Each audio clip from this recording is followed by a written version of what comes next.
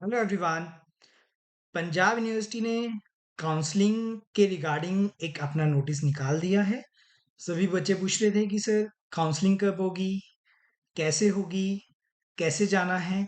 तो इन्होंने हर एक चीज़ बता दी है कि काउंसलिंग जो है वो कैसे होगी। मैं उसका लिंक भी शेयर कर दूंगा, आपको दिखा भी दूंगा अभी वीडियो में कि उन्होंने क्या क्या डॉक्यूमेंट्स मांगे हैं और आपको क्या क्या लेके जाना है और आपको कब कब जाना है। तो प्लीज़ सारी वीडियो देख लें, फिर आप मुझे कॉल करते हैं कि सर हम जाएँ, ना जाएँ, तो सारे डाउट्स मैं आपके इसी वीडियो में क्लियर कर रहा हूँ। हाँ जी, सबसे पहले तो देखें, आपको जो फॉर्म्स लेके जाने हैं, वो कौन-कौन से लेके जाने हैं, तो इन्होंने बता रखे हैं 10th, +2 character certificate, migration certificate, gap year affidavit आपको भिजवाना पड़ेगा, वो नोटरी से बन जाता है। अगर आपको पता करना है कि नोटरी से कहाँ से बनता है चंडीगढ़ में, आप मुझसे कमेंट सेक्शन में पूछ लें, मैं आपको बता दूंगा या किसी एडवोकेट का नंबर भी दे दूंगा कि आप वहाँ जाके बनवा लें, इजीली आपका बन जाएगा। आपके ये कोई ज़्यादा चार्जेस नहीं लगते एफिडेविट के, तो कोई आपसे अगर 300-400 ले रहा है तो प्लीज़ उनको इतने पैसे मत दें। ज़्यादा से ज़्यादा आपके 100 रुपीज़ लगते हैं, 50 to 100 रुपीज़। वैसे तो ये 20-30 रुपीज़ में भी काम हो जाता है, पर आप मान के चलें 100 रुपीज़ में आपका काम हो जाएगा, तो आप वो गैप ईयर का सर्टिफिकेट बनवा लें। वो बनवाना पड़ेगा अगर जिस जिस किसी का गैप है, जैसे कि +2 के बाद आपका 1 साल का गैप था, तो आपको ये सर्टिफिकेट बनवाना पड़ेगा। अगर किसी का गैप नहीं है तो वो नहीं बनवाएँगे। उसके बाद आपकी कैटेगरी, जैसे आपने एनसीसी या कोई भी अदर सर्टिफिकेट लगाए हैं, वो भी आपको सर्टिफिकेट लगाने पड़ेंगे। यूथ वेलफेयर या फिर कोई भी अडल्ट एजुकेशन जो फॉर्म भरते टाइम आपको दिख रही थी, अगर आपके पास वो सर्टिफिकेट्स हैं, तो आप वो भी लगा सकते हो। और एससी, एसटी, ओबीसी जो भी आपकी कैटेगरी के सर्टिफिकेट्स हैं, वो भी आपको लगाने पड़ेंगे। तो वो सारी की सारी चीज़ें आपको करनी पड़ेंगी।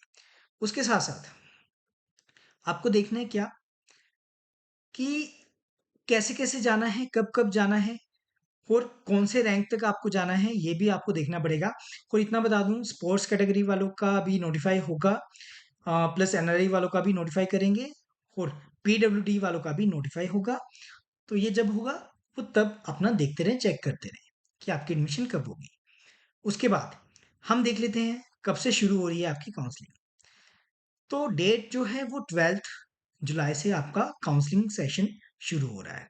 तो आपको ये चीज़ तो याद रखनी है, आपका काउंसलिंग सेशन कब से शुरू हो रहा है? 12th जुलाई से शुरू हो रहा है। उसके बाद हमने देखना है कि कौन से लेके कौन से रैंक तक के बच्चों को बुलाया गया है।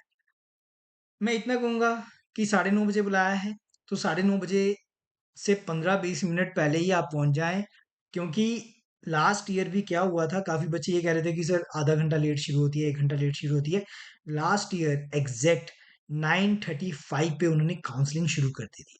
काउंसलिंग में आपसे कुछ ऐसा नहीं पूछा जाता कि हाँ जी, आप अपना कोई इंटरव्यू देना पड़ेगा या कुछ करना पड़ेगा। काउंसलिंग में नॉर्मल आपके डॉक्यूमेंट चेक किए जाते हैं। बस वो ये देखते हैं कि आपके डॉक्यूमेंट फेक तो नहीं है। अगर फेक हैं, तो उसमें ऑब्जेक्शन लगा देते हैं।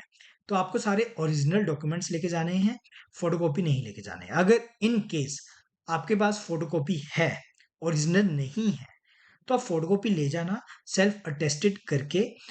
वहाँ पर आपको टाइम दे दिया जाएगा 15 दिन का, 1 महीने का, कि आपको उसके अंदर-अंदर ओरिजिनल डॉक्यूमेंट क्या करवाने पड़ेंगे, सबमिट करवाने पड़ेंगे। तो इसलिए डरना मत कि आपके पास ओरिजिनल डॉक्यूमेंट नहीं है।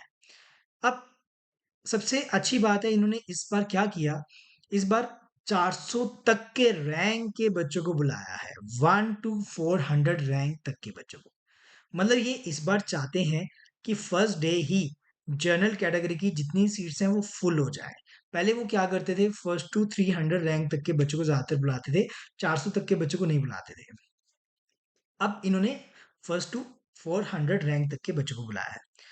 तो जिन बच्चों का 200, 250, 300 है, 400 है, वो भी 9:30, 10 बजे पहुंचना चाहते हैं, पहुंच जाएं। वैसे आपकी जो टर्न आएगी वो 11:30 के बाद ही आएगी, उससे पहले नहीं आएगी।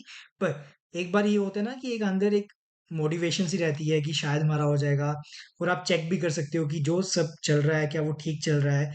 तो इसलिए आप पहले पहुंच जाएं, ज़्यादा अच्छा है। तो आपके लिए बेनिफिट ये है, आपको पता चलता रहेगा कि कितनी सीट्स फिल हो रही हैं, कितनी सीट्स फिल नहीं हुई। तो ये इन्होंने एग्जैक्ट बता दिया है, 12 जुलाई को काउंसलिंग है जनरल कैटेगरी की। और जो एससी एसटी कैटेगरी में है वो अपनी ही डेट्स में जाएं, उनको जनरल कैटेगरी में आने का फायदा नहीं है। जिनका 400 तक रैंक है वही बच्चे आए। अब हाँ, इतना मैं आपको बोल देता हूँ, सपोज करो कोई एससी कैटेगरी का बच्चा है, उसका जनरल कैटेगरी में रैंक आ रहा है 10, तो 10 रैंक है उसका, तो जनरल कैटेगरी में भी सीट ले सकता है, वो उसकी मर्जी है। अगर वो अपनी ही कैटेगरी में सीट लेना चाहता है, वो अपनी कैटेगरी में जाके सीट ले सकता है, वो उसकी पूरी डिस्क्रिप्शन है।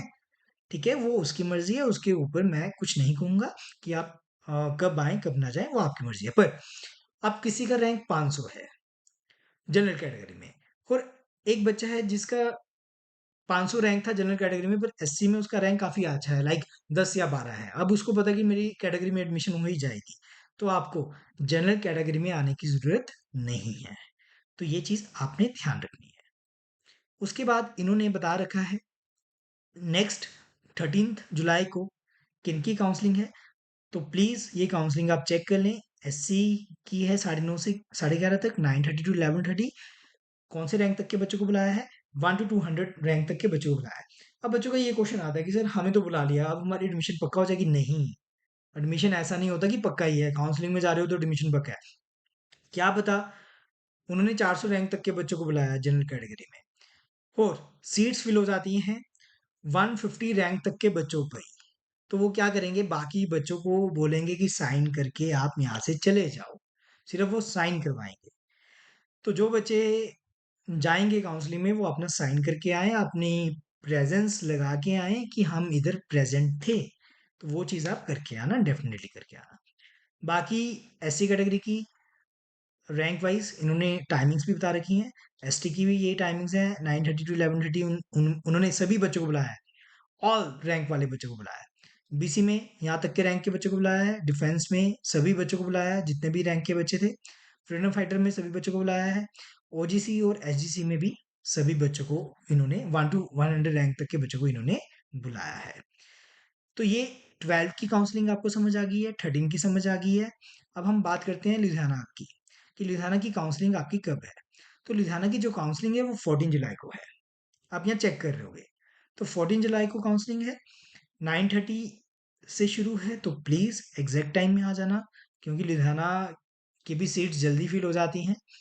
उसके बाद इन्होंने टाइमिंग्स बता रखी हैं, प्रॉपर 9:30 बजे आपकी है। उसके बाद होशियारपुर का इन्होंने बता रखा है, होशियारपुर की जो डेट है वो भी आपकी 14 जुलाई को है, इस चीज को याद रखना।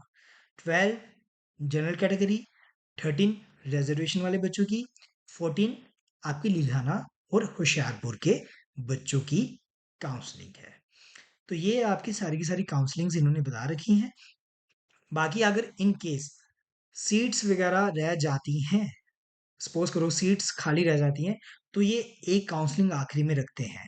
तो आपको वो ऑनलाइन चेक करनी है या डिपार्टमेंट के नोटिस बोर्ड में चेक करते रहना है कि क्या एक काउंसलिंग और है या नहीं है। अगर एक काउंसलिंग और है और आपकी एडमिशन अगर लुधियाना या शाहपुर नहीं हुई, तो आप वो लास्ट काउंसलिंग भी अटेंड करना काफ़ी ज़रूरी है। और इन्होंने स्पेसिफिकली, जैसे मैंने आपको स्टार्टिंग में बोला, कि फर्स्ट काउंसलिंग में आपको अपनी प्रेजेंस क्या करनी है, मार्क करनी है। ठीक है, पहले 400 जो बच्चे आएंगे फर्स्ट टू 400 रैंक वाले, अगर उनकी एडमिशन नहीं हो रही, तो आपको अपना क्या करके जाना है, प्रेजेंस मार्क करके जानी है, चाहे वो कुछ भी है। ठीक है, वो जिन्होंने प्रेजेंस मार्क की होगी उनको ही सीट मिलेगी, बाकियों को सीट नहीं मिलेगी। ठीक है, और इन्होंने बता भी रखा है, this is for the information for all candidates seeking admission to BA BCom LLB that no fees will be taken on the day of counseling for UILS Chandigarh, that is 12 and 13। तो उस दिन fees नहीं ली जाएगी, इन्होंने ये notice भी दिया हुआ है।